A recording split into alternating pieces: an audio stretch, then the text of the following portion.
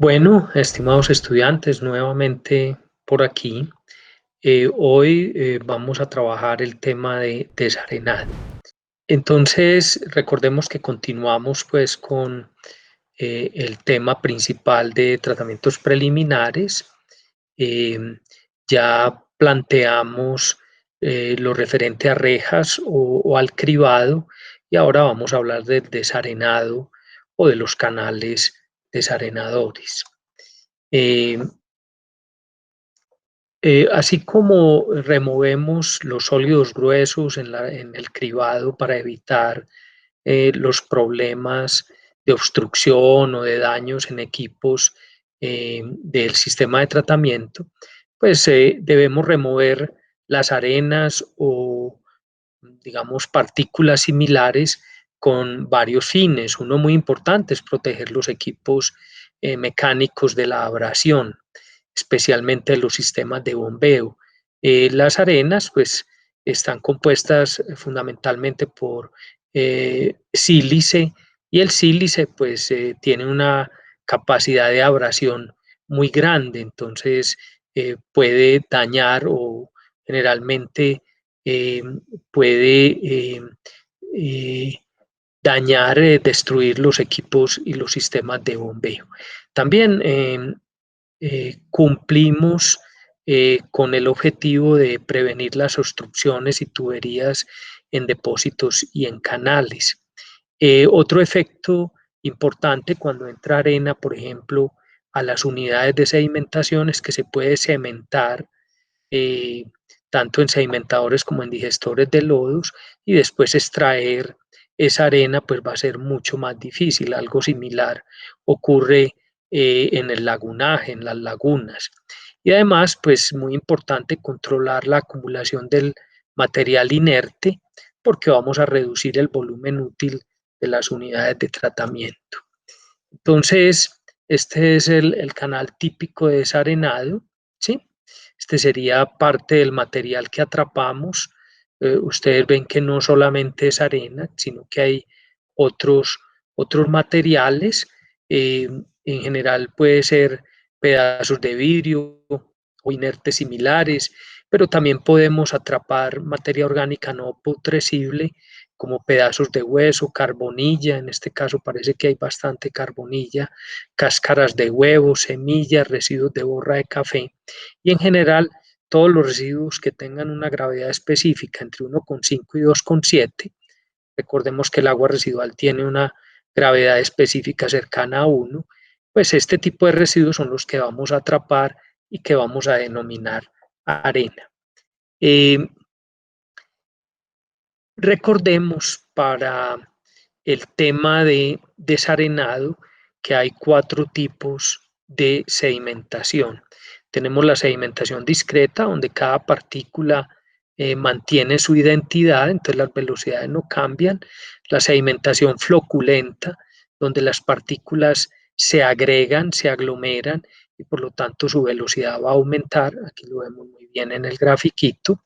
La sedimentación en zona o interferida, y es cuando tenemos concentraciones muy altas de sólidos suspendidos, entonces se forma un manto de lodos y hay una separación clara de las interfaces. Y por último, lo que llamamos espesamiento, que es cuando ya, digamos, este manto de lodos alcanza la parte inferior del reactor, del recipiente, del tanque, entonces comienza a comprimir las partículas que están en la parte superior, las que están en la parte inferior, y a ese fenómeno lo llamamos espesamiento. Cada uno de estos tipos de sedimentación pues tiene unas aplicaciones muy claras. Entonces, las partículas de arena son partículas que mantienen fundamentalmente su identidad, o sea, no se floculan, no se juntan con otras partículas. Por lo tanto, la teoría de sedimentación discreta es la que utilizamos para el diseño de los desarenadores. Posteriormente, pues veremos que la sedimentación floculenta se utiliza para estudiar la sedimentación primaria, la sedimentación en zona o interferida para evaluar la sedimentación secundaria, y el espesamiento pues tiene que ver con los espesadores. Si nosotros recordamos la ley de Stokes como la ley que, digamos, controla la sedimentación discreta, pues sabemos que una partícula va a estar sometida a dos fuerzas fundamentales, una que sería la fuerza gravitacional y una fuerza de fricción, o que también la llamamos de buoyancia, y que dichas fuerzas están enfrentadas. Y en la medida en que la fuerza gravitacional es mayor que la fuerza de fricción, pues vamos a tener una mayor velocidad de sedimentación. La velocidad de sedimentación pues la podemos calcular por la ecuación de Stokes, que nos dice pues que esa velocidad pues obviamente va a ser directamente proporcional a la gravedad, va a ser directamente proporcional a la diferencia entre la densidad de la partícula y la densidad del líquido, y muy importante, va a ser directamente proporcional al cuadrado del diámetro de la partícula. O sea, cuanto mayor sea la partícula, la velocidad de sedimentación va a variar con el cuadrado del diámetro de esa partícula. Y va a ser inversamente proporcional a la viscosidad cinemática del líquido, en este caso del agua, y la densidad del líquido. Entonces, claramente, si el diámetro de la partícula se duplica, la velocidad de sedimentación se va a cuadruplicar, se va a multiplicar por 4 porque el diámetro está elevado al cuadrado. O sea que la velocidad de sedimentación va a variar muy rápidamente con el cambio de tamaño de las partículas que pretendemos sedimentar. Un desarenador es fundamentalmente un tanque ideal de sedimentación con flujo horizontal. O sea, digamos, es un volumen paralelepípedo en el cual una partícula que denominamos crítica va a ingresar por la parte superior y va a ser removida exactamente en la parte inferior al finalizar el cuerpo del desarenador. Y la trayectoria de esa partícula pues está controlada por la velocidad horizontal y la velocidad de sedimentación. Obviamente, cuanto mayor sea la velocidad horizontal, pues esa partícula va a tener una trayectoria, digamos, con menos pendiente, y puede ocurrir que no sedimente en el cuerpo del desarenador, mientras que a mayor velocidad de sedimentación, pues vamos a tener trayectorias, eh, digamos, con mucha mayor pendiente y con una mayor probabilidad de atrapar la partícula. Entonces, claramente, ¿qué es lo que nos interesa en un desarenador? Pues que la velocidad horizontal sea relativamente baja, ¿sí? Y que la velocidad de sedimentación sea muy alta para poder atrapar esas partículas. Nosotros podemos calcular el tiempo de retención para la partícula crítica simplemente como la relación entre la altura del desarenador dividido por la velocidad de sedimentación, pero eso es lo mismo que el volumen de este paralelepípedo dividido por el caudal, y recordemos que el volumen pues va a estar representado por la altura multiplicado por el área superficial, que en este caso es este valor de A.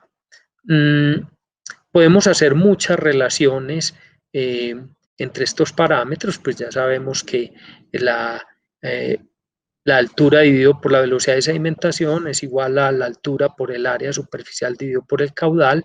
Entonces podemos despejar la velocidad de sedimentación y nos va a dar que es igual al caudal dividido por el área, y podemos entonces también calcular el área superficial, que sería el caudal dividido por la velocidad de sedimentación.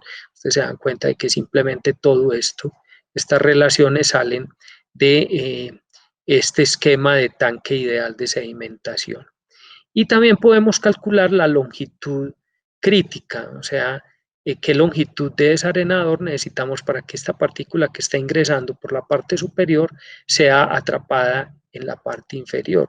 y esa longitud crítica pues va a ser igual al tiempo de retención para la partícula crítica por la velocidad horizontal. Y el tiempo de retención, pues ya sabemos que es la altura dividido por la velocidad de sedimentación, entonces simplemente reemplazamos y obtenemos que la longitud crítica o la longitud para sedimentar la partícula crítica es igual a la altura dividido por la velocidad de sedimentación multiplicado por la velocidad horizontal. Aquí nos damos cuenta de que cuanto mayor sea la velocidad horizontal, pues L sub C, la longitud para sedimentar la partícula crítica va a aumentar y cuanto mayor sea la velocidad de sedimentación, pues esta longitud va a ser mucho menor. Entonces, realmente de todo esto, pues lo importante es reconocer que la velocidad de sedimentación va a ser el parámetro de diseño clave. Y esa velocidad de sedimentación, pues vamos a trabajar con ella a través de un parámetro que se llama la tasa de carga superficial. Y la eficiencia del sedimentador, pues va a depender de este área superficial. Y ahora vamos a ver que la altura y el tiempo no influyen en la eficiencia. Aquí hay dos ejemplitos. Uno, digamos, para aumentar, tenemos este esquema inicial donde tenemos una altura h, tenemos velocidad de sedimentación v sub s y una velocidad horizontal v sub h. Entonces uno podría pensar, no, aumentemos la profundidad y entonces lo que va a ocurrir, ¿sí? Es que simplemente al aumentar la profundidad, pues la velocidad horizontal eh, va a dividirse por 2 y vamos a obtener exactamente el mismo comportamiento. O sea que si mantenemos constantes el área superficial y el caudal y duplicamos la altura, estamos duplicando el volumen y por lo tanto el tiempo de detención sería el doble y la velocidad horizontal se reduciría a la mitad. La eficiencia del sedimentador es igual a la del sedimentador original. ¿Qué quiere decir eso? Que por más profundo que hagamos el desarenador, pues no va a ser más eficiente. En cambio, si duplicamos la longitud, o sea, si duplicamos el área superficial, manteniendo pues el ancho del desarenador o de este tanque constante y por lo tanto duplicamos la longitud, aumentamos la eficiencia del sedimentador. De este modo, el área superficial es el parámetro clave en la eficiencia del sedimentador o del desarenador. Está claro en este caso que la partícula original se nos va a sedimentar en la mitad de, el desarenador y por lo tanto partículas que tengan velocidades de sedimentación mucho menores se nos van a sedimentar en todo este resto de tanque, con lo cual pues tendremos una eficiencia mayor en el sistema. ¿Dónde debemos colocar el desarenador? Obviamente, pues el desarenador, así como el sistema de cribado, lo ideal es que siempre estén antes de una estación de bombeo, cuando se requiere bombeo. Y, y el desarenado, pues siempre debe realizarse después de la operación de cribado. Primero, recordemos, hay que remover los sólidos gruesos y después la arena. ¿Qué tipos de desarenadores hay? Bueno, los más comunes pues son los canales desarenadores y son denominados desarenadores estáticos de flujo horizontal y los tenemos de dos tipos. Hay desarenadores con flujo variable, significa que no tienen un control de velocidad y por lo tanto pues van a remover una mezcla de materia inorgánica y orgánica dependiendo de las velocidades. Recordemos que para remover la arena necesitamos que las velocidades horizontales sean de cercanas a 0.3 metros por segundo, pero si son menores entonces se nos van a quedar, van a ser atrapadas partículas orgánicas, sólidos suspendidos orgánicos.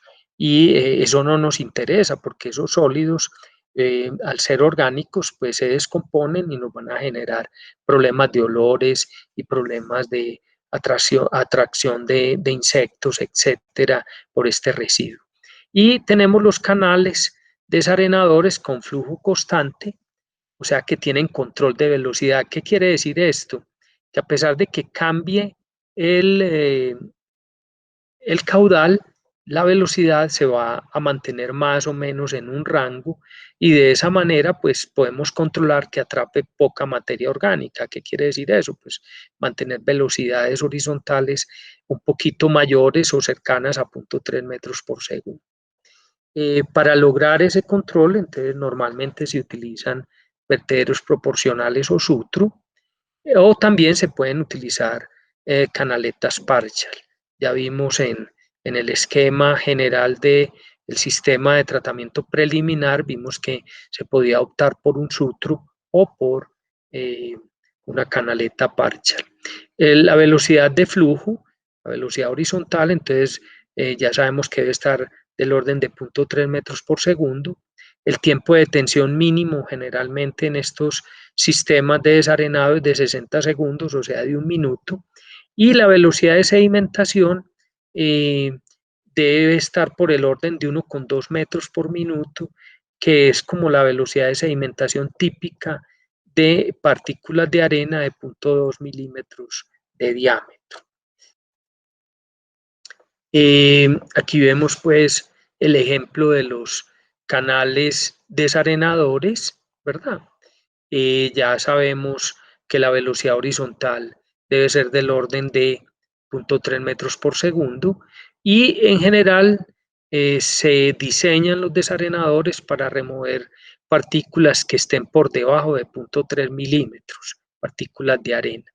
Ya sabemos que requerimos 2 unidades para efectos de mantenimiento o limpieza de una de las unidades, entonces la otra continúa operando. Cada una de las unidades debe ser operativo con el caudal de diseño, o sea, generalmente lo que se hace no es que estén las 2 unidades funcionando al mismo tiempo, sino que lo que se hace generalmente es que una unidad está funcionando, perdón, y la otra unidad está en stand-by o está en limpieza o se le está haciendo algún mantenimiento.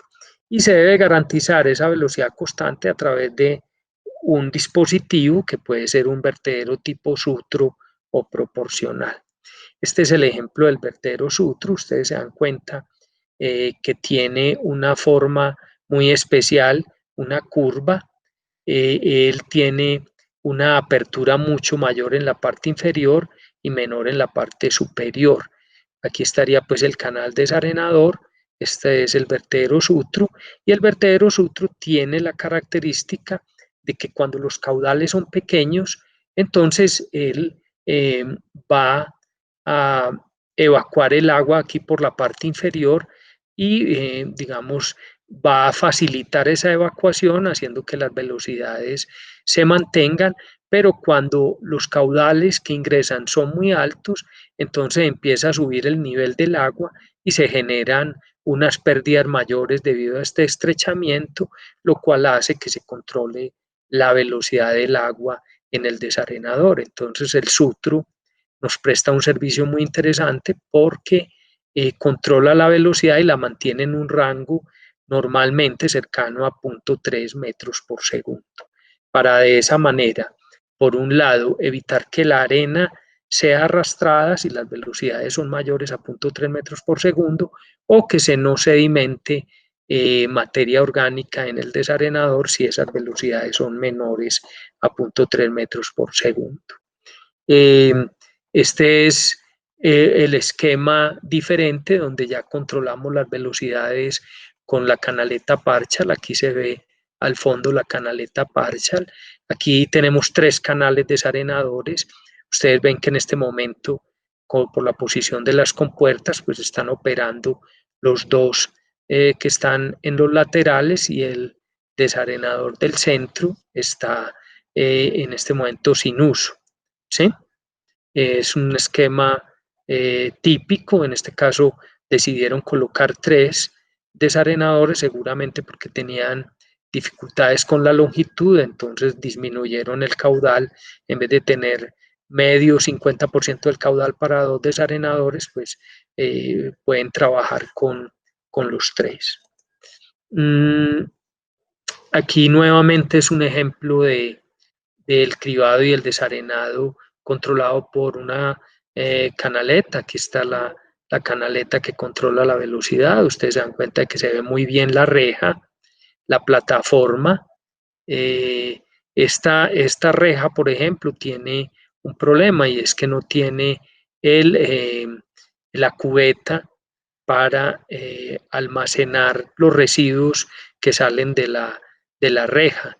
Entonces simplemente esos residuos pues los tienen que colocar en este recipiente. Este recipiente tiene unos orificios en la parte inferior, entonces también funciona para que el agua, digamos, drene hacia el canal y, digamos, sea evacuado y aquí queda un residuo un poco más seco. Tenemos el desarenador, los 2 canales desarenadores y por último la canaleta que va a controlar el flujo. Este sería un esquema típico pues, de los desarenadores controlados por canaleta Parchal. Tenemos los 2 canales desarenadores.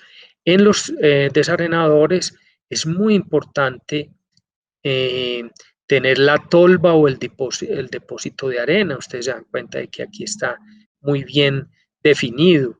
Si no tenemos tolva y depósito de arena, sino que el fondo del desarenador es totalmente plano, pues entonces no tenemos dónde atrapar la arena y almacenarla. Y esa arena entonces se va a ir con el efluente. Entonces esa es la función de esta tolva o depósito de arena. Y aquí simplemente está el control generado por la canaleta Parchal. Lo que hace la canaleta Parchal es controlar las velocidades en el desarenador de una forma similar a como lo hace el vertedero tipo Sutro. Muy bien, pues en la próxima sesión pues ya miraremos lo referente a la parte práctica de diseño del desarenador y cómo vamos a utilizar una hoja de cálculo, la misma hoja de cálculo que venimos utilizando para completar el sistema de preliminares con el diseño de los canales desarenadores. Entonces, muchas gracias y hasta la próxima.